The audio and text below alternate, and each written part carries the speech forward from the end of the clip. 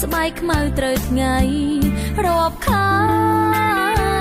ស្ដាប់ពាក្យប្រដៅគោរពម៉ែឪបងវទួងបីខ្លួនក្រត្រដោខំធ្វើស្រែហាលភ្លៀងហាក្ដៅខោឲ្យចប់តាស្រងាយហូបតែក្តាមខ្យងម្អមស្រែមិនដែលបានហូបនៅភាសា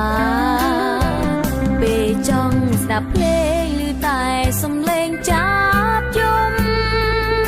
ក្រោមថ្នោតរងំលេងនឹងខ្យល់អាកាសធ្លាប់មើលយីកេនៅល្ខោនបាសាំងកំឡោះក្រមុំមនុស្សចាសប្បាយពេលបុណ្យម្ដង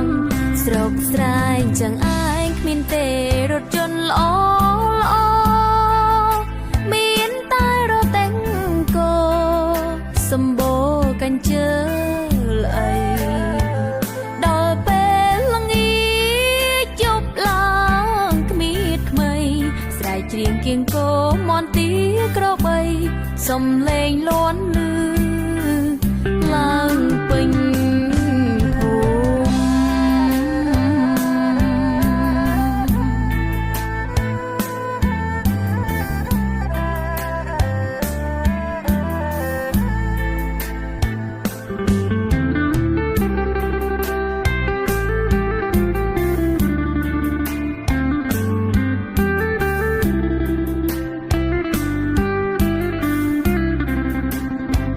ស្រុកស្រែងចឹងឯងគ្មានទេរថយន្តល្អ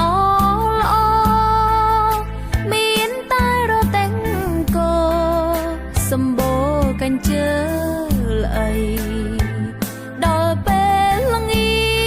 ចយប់ឡើងគ្មានថ្មីស្រែកច្រៀងគៀងគោមន់ទីក្របីសំឡេងលាន់លឺ